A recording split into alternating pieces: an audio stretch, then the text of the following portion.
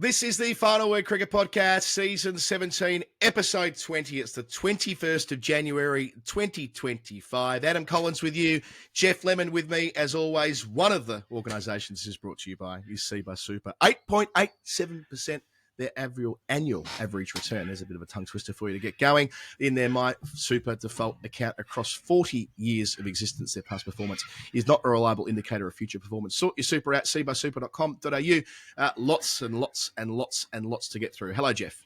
Hello, yeah, plenty. Our notes are extensive. Things have been happening all around the world. We've got test matches that have been being played. We've got Australia A games against, I was going to say Brisbane Lions, but not against the Brisbane Lions. That'd be a real turn up for the books if Australia A were playing the Brisbane Lions. How's Richard Champion going? The CAXI, they're up to things. Will Basisto is out and about. The BCCI's new guidelines about what their players are not allowed to take on the plane. Two-tier test cricket, plenty coming up. We've got a busy show.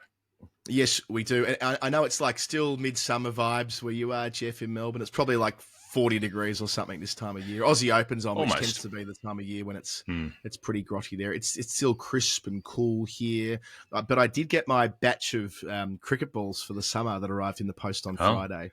I got ahead of it, bought 24 Dukes for ODB for the season upcoming, and this one here has not left my hand since. Yeah, I figured we're going to play we've got a pretty extensive fixture list these days, including a trip to Barcelona in April. Giddy up. But I thought, let's get the balls, and I can just pass it from hand to hand. Hopefully, I'll get that callus in my spinning finger soon enough, and we'll be ready to start playing the Jark. Get the Jark going. Playing a couple of games in Sri Lanka as well, which is where I am off to on Sunday. We'll come to that series in just a moment. Jeff, this is the first episode of the second Trump presidency, which isn't something that I would normally lead off on, but it just feels impossible to avoid. A number of times there have been major global events where we felt like we should at least touch on it at the start of a show. But I mean, normal stuff, a couple of hours after the inauguration, the world's richest bloke on stage doing Nazi salutes. I mean, I don't know. I kind of took umbrage with that being just passed off as, it's his neurodivergence. I'm like, fuck off. Like, don't use that as your, that as the, well, a lot of the simps have saying, it's because he's like, don't use that as the reason for that, please. That is on a number of fronts. Yeah. I know an awful lot of neurodivergent people, and I can say that none of them do that. That's not a thing. There is no relationship between, it's like, people who try to use mental illness as an excuse for being a prick. The two things are not the same. They do not. One does not have to mean the other. It was a pretty wild, rugged, weird sort of day. It was 60 executive orders of varying degrees of absolute insanity, some of which may actually be able to be carried out, some won't, who knows. But it's been a big show day of just sort of proving how much I'm very much in charge. It had to be the vibe of the day. So a pretty grim day for people who are fans of, reason and level decision making and, looking after one another, that sort of thing. But the idea is to make people shrink into a ball and be despondent and retreat and say that there's nothing they can do. So the best way that you can combat that is to not let that be the way that it affects you, if you can control it. I take that point, but it feels like it has gone the other way. Like, remember in 2017, there were millions out on the streets protesting, and it feels like this time there's this prevailing apathy, like a resignation about what's to come and kind of holding on for dear life and hoping there'll be a degree of damage limitation across the years that this is happening. So, it doesn't feel like there was yesterday like a huge sense of outrage. Not that you'd anticipate. It's been normalised, right? I guess that's the. I read this in a piece overnight that the fact that this is just like another day and not an outrageously different day to what we've been conditioned to in not just American politics but almost global politics in the last decade speaks volumes about the way the conversation has been polluted. Mm-hmm. And the way that media outlets have become completely cowed. The coverage of that the fella on stage might have made a controversial gesture, or the sort of wordings like that with people who aren't or outlets that aren't actually willing to say what is happening. The things that you can very clearly see with your own eyes. That's the diseasing of the sort of political understanding, the media understanding of things that are happening, is you can't actually say what happened because that might appear to be impartial. No, the thing is happening right in front of you. You can describe it. That's what it is. A Nazi salute's a Nazi salute. Yeah, that's it. And I feel like the coverage is now like all of the bad things get said, but it's just taken as that they. So last night I was watching some of the television coverage of the speech at the Capitol, and all of the crazy things were explained and said. It wasn't as though they were being avoided, but it's just like, oh well, yeah, this is what we anticipated anyway. There's no sense of it being outside the ordinary or outside the conventions for what's now the world that we live in. So it is, yeah, it's grim. Yes, I making predictions is a fool's errand on this front. Who the fuck knows what's going to happen next? Hey, instead of talking too much about that though, because that's a real negative note to start the show on. Let's talk about another campaign, one that we can all get behind, one that accidentally started on our weekly show last week. I just kind of said it and didn't think much of it, but then our audience responded magnificently. Our Beat Murali patron campaign. So this was all to do with the ad-free feed that we've got, the Discord channel, and the wider Final Word community. And we just kind of threw out there that we're in the low 700s or something like that. Let's get to Murali. And like 30 people signed up immediately. So we're kind of in the frame, Jeff. We could reach, if we stay on this trajectory for 3 more weeks or whatever it'll be when I'm in Gaul, we will hit 800 whilst I'm over in Sri Lanka. And this would be fitting, given that a big part of why we ask you to be in our community is to enable us to travel around the world and cover the game the way that you want us to cover it. So why not? If you've been a long-term listener and you want to get involved, this would be a lovely time for it.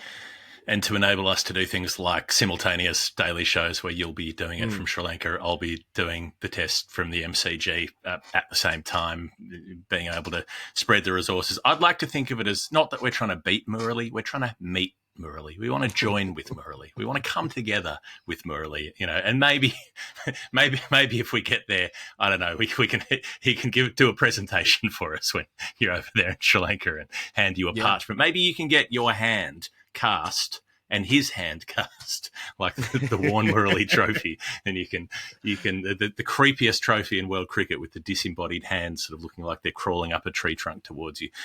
Spooky stuff, but Murali produced some spooky efforts. So yeah, sign up, get involved. We have a huge year. We've got stuff all over the world leading up towards the Ashes at the end of the year. So good time to be on board. We can both grip the ball together. I can take one of these over with me, the one that I'm holding at the moment, turning from hand to hand. And I can say, Murali, you hold the bottom of the ball. I'll hold the other side of the ball, and let's see how we go. You can say, which end do you want to bowl from, champ? I'll take the other. Well, at Gaul, he'd get choice because he, was turning it more than square there. For I think anywhere in the world he would get choice. True. Although, with the harder newer ball, the extra bounce I generate, just saying. Two other points. Is real. Oh, absolutely. I cannot wait to bowl over there. Just to note that Izzy Westbury's doing the Women's Ashes test with you, which is terrific. Izzy has been offering strident views on the Women's Ashes so far, and she was very strong, very strong in that the T20 daily we did last night. She is calling it very straight at the moment, and her frustration is not held back. I missed Izzy so much when she was away for a year out of the cricket media. It's been so nice having her back and being obviously a crucial, essential part of the Final Word crew. And Bharat's with me in Sri Lanka, so that's how we're going to break it up. Jeff with Izzy, Bharat with me. We've got Pato with me as well over in Sri Lanka, making sure all our videos look beautiful with the fort. So yeah, help that along. And also, we're going to do the Champions Trophy.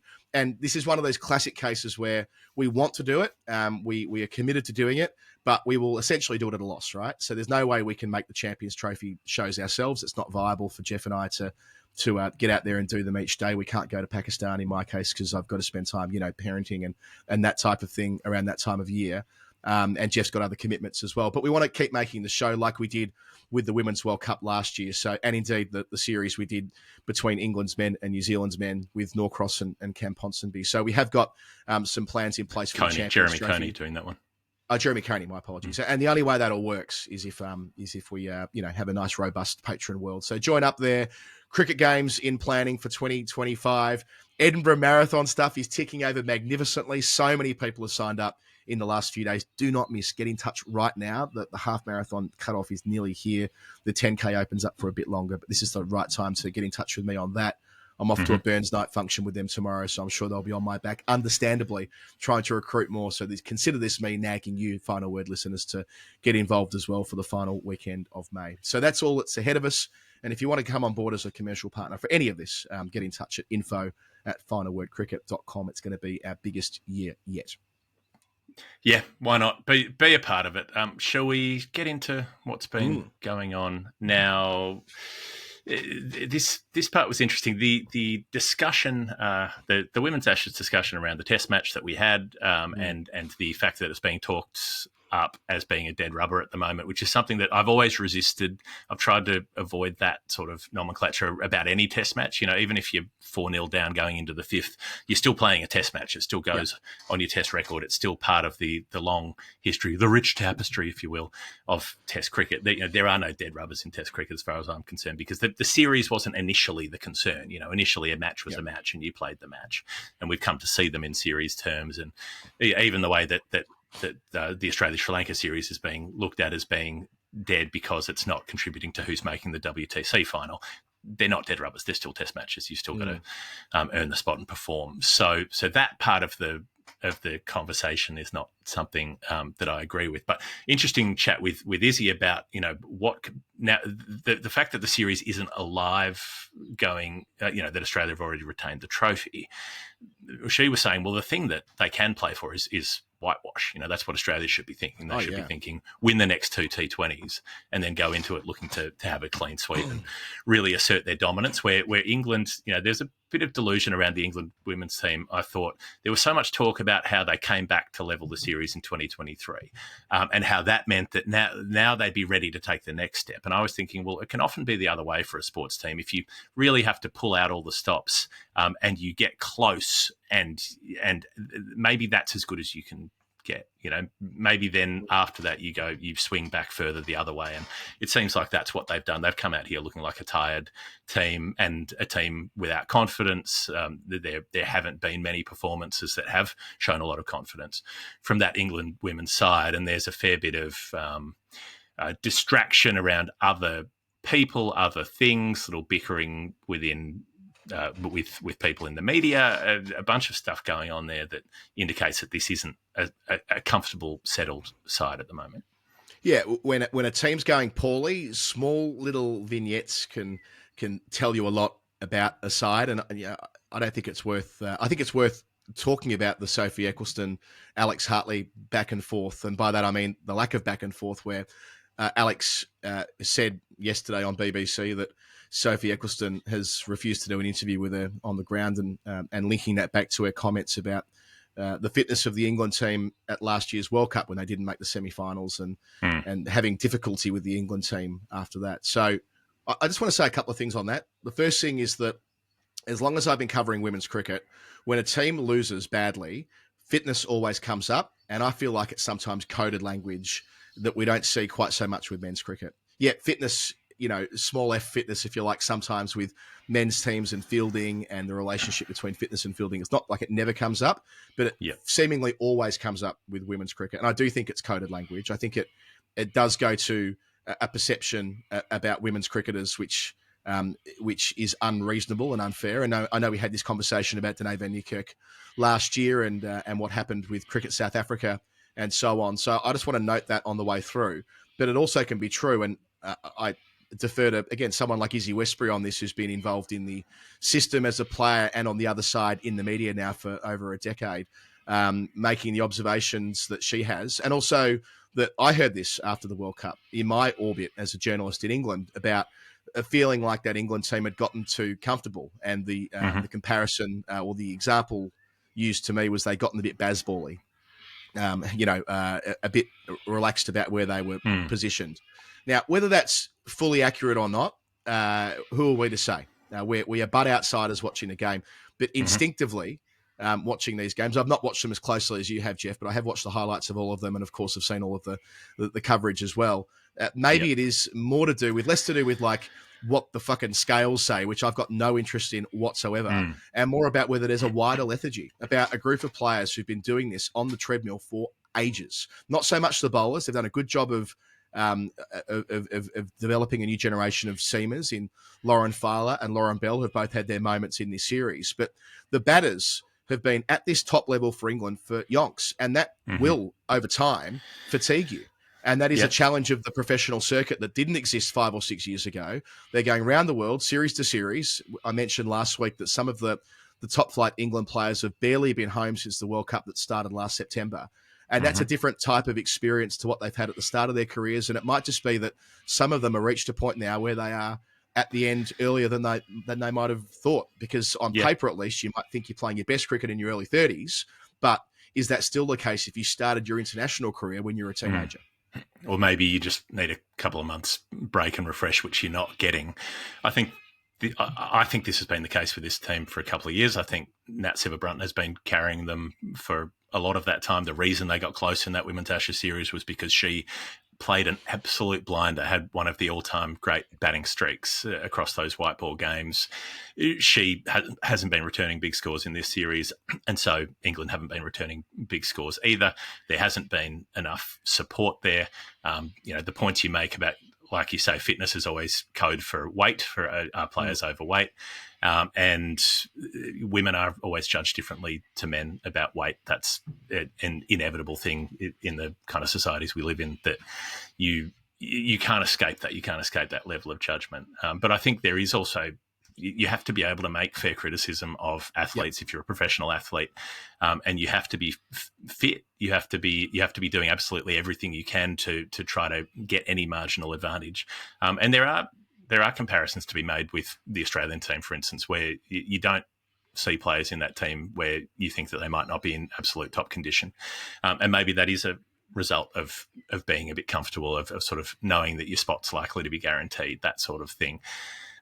Whether there's a level of stagnation there, I wonder about Heather Knight leading this side at the moment. She's someone who we have a lot of respect for and a lot of time for, and who's stood up and done a difficult job for a long time. But this England team haven't been successful for a pretty long period of time now. They got knocked out of that T20 World Cup. They've had a bad couple of years. They had those bad results against Sri Lanka in games that, a team with that sort of resourcing and funding shouldn't have lost. They've been nowhere near Australia. They're so far off, and they would like to think of themselves as the next best team in the world. They'd like to think that they're at least number 2, but they've been more number 2 than number 2 in this series. They've been nowhere near Australia, even in the game that they should have won when they bowled them out for 180 and should have chased it.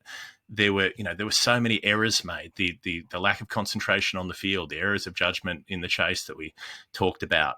There's so much going on with this side where they just don't look switched on. They don't look like there's no ferocity, there's no cutting edge, there's no dynamism. And so that's not to say it's the captain's fault or that the captain has caused that.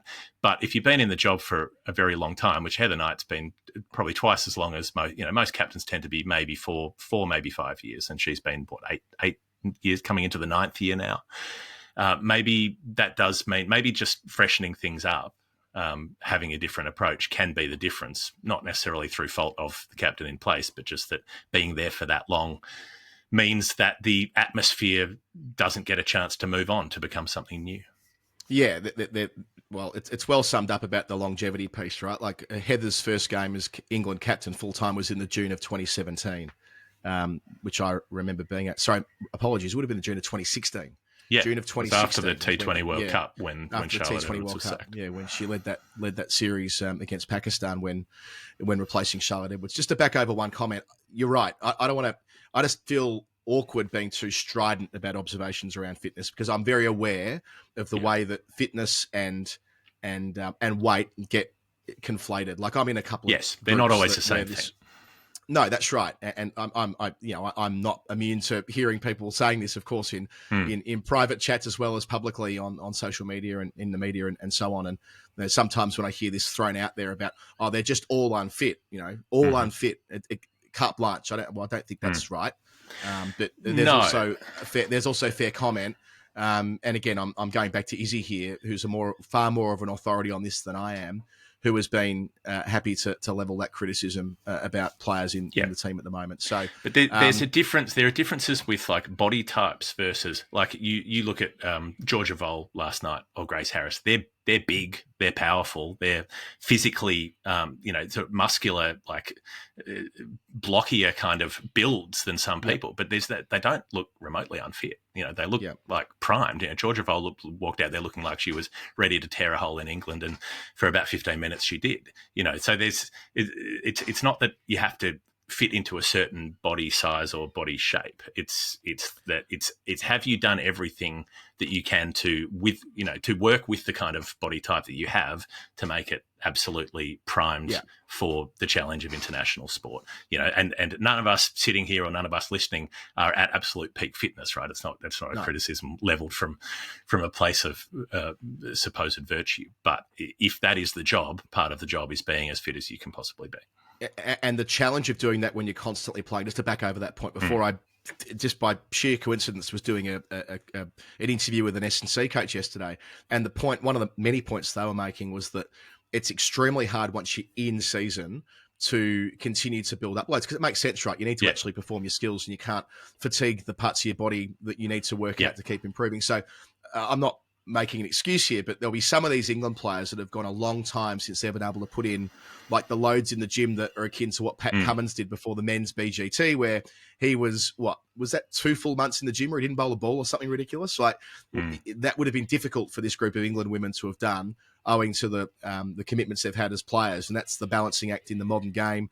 And as we've talked about before, not wanting to see the women's Future Tours program end up with similar challenges to what we see with the men's, with overlapping series, and that's a topic that we'll come to later in the show. But the very real reality of 16-0 and what that would mean, that would necessitate a significant change-up. It would mean a change in leadership. It would mean, as any major thumping means, a change in leadership and personnel at the top. So that'll be fascinating to watch and watch closely, because most of the time at home, and indeed most of the time around the world, they are the second best team in bilateral cricket. But in the women's game, you're judged in major tournaments and when you play Australia, or in Ashes contests, sorry. That is the only thing that Australia and England are judged against, really, because it's very rare they lose any other series. So, women's Ashes and World Cups, and in the last World Cup, England didn't make the elimination stage, and they've struggled to make it to the pointy end. Well, they've made a lot of finals, but obviously not won any since 2017. And of course, here they're on their way to getting beaten by a worse margin than ever before in these multilaterals or multi-format series.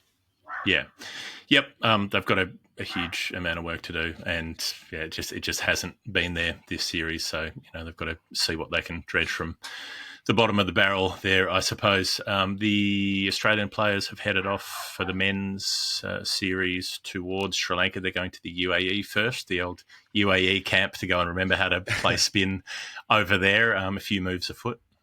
Only a brief trip this time. I think in 2017, which was the gold standard recently when they won at Pune, Jeff, and they spent a fortnight at the international, what was used to be called like the international centre or whatever it was at the back at Dubai. But no, they've gone there for. I can't think of anything worse. I mean, sent there for a fortnight to go to the indoor surfing range, and weirdest joint.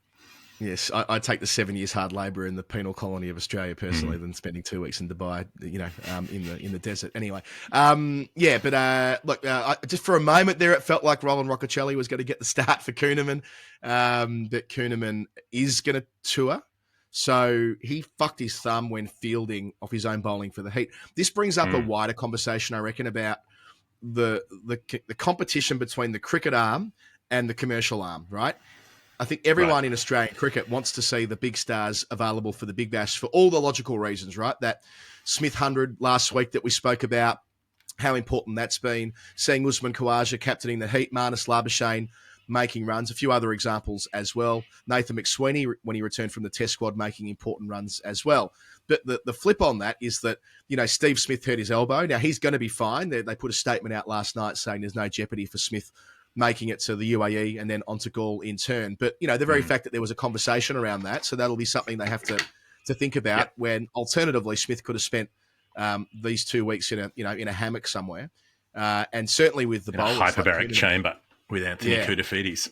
That's it. But with Kuhnemann, I know he was playing in the Big Bash anyway, and wasn't in the Test squad against India. But still, right? There's that natural inbuilt tension. So they didn't change the squad. So no spinner that turns it away from the right hander, as we thought, to replace Kuhnemann. So it could have been Swepson or Agar or Zampa, and yeah, Roccocholi I thought was the one who was most unlucky out of that conversation, which we didn't really talk about last week, given how successful he's been for WA.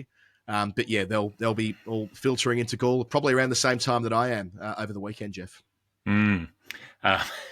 Yeah, well, I suppose there's always that lottery aspect to it, right? That you're putting players back into these games. There's some degree of risk, but if they're not playing, then people are asking why they're not playing, and they haven't had a competitive hit in too long, and all the rest of it. So it's always done on hindsight. This particular thing. I just don't think they should have played. I think if you're in the Border Gavaskar squad, you've gone through 5 Test matches in 6.5 weeks, intensity and pressure and scrutiny like nothing else in cricket. You know, the India scrutiny. I'm not saying it's as big a series as the Ashes. That's debatable. But the scrutiny online when playing India is next level, right? And they've just come out the other end of that. They're going to be, I talked about fatigue before with the women's Ashes. The mental fatigue is inevitable. It's surely there. Maybe it's fun. Maybe it's just fun to go out and have a little whack of the ball and, you know, clonk a few and have a good time. It doesn't really matter. No one cares. You're playing for fluorescent this or fluorescent that. You know, you're not going to be there for the finals anyway. You probably don't even know where they are on the ladder. You just wander in, oh, g'day, lads, you know, throw your bag down, swing your dick around for a bit. Oh, you just been from the Test squad. You're about to head off to Gaul. I'll just go out there and clonk 100 from 58 balls. All right, cheers. See you later. Have fun. Good luck in finals. Oh, we're not making finals. Oh, well, yeah, whatevs. See you later. You're almost certainly right. But batting in the Australia helmet, just with the masking tape over the top. You know, how you see maybe it's just fun. Correct. But I just sort of see it like slightly more holistically. Like, would they have not been better off having a couple of weeks of annual leave? You know what I mean? Like, but they can't. They can't because the TV stations want the Big Bash and they want the big name players in the Big Bash, and they had a fucking civil war about this with Cricket Australia a few years ago, and Channel 7 tried to sue them for lost earnings and all the rest of it based on the caliber of player in the Big Bash. So CA have to do it. They have to find those holes in the system. And as we'll come to with India in a little bit later, the BCCI is about to do the same thing by making players drop in for occasional little rare windows and play domestic cricket. There is a sense that link between domestic and international has to be re-established, having been severed for such a long time. Jeff, before we go to the break, a word for our friends and partners at Maurice Blackburn Lawyers, Australia's #1 plaintiff law firm. They believe everyone deserves justice, that justice should not be just for those who can afford it. They've been doing this since 1919. And just on the type of work they do, you know, social justice cases, massive social justice cases, class actions on behalf of people who've experienced mass wrongdoing. $4.3 billion they've obtained through their class actions over the years, which is unmatched by any firm in Australia. So you get a sense of the values that underpin Maurice Blackburn Lawyers, why we're so proud to work with them. I spoke with one of their lawyers the other night about a class action that they're working on at the moment, which is, I'm not going to talk about it and reveal what they were telling me necessarily, because I have no idea whether I'm entitled to do that in a public forum. But needless to say, it's along the lines of stuff that you and I have talked about on the show. And it's just, again, another reminder of why a firm like this, who are on the side of working people, are a firm that we can get behind. So Maurice Blackburn Lawyers, their links in the show notes if you require legal support. And a lot of the work, as we've said through the summer, is on that no-win, no-fee basis.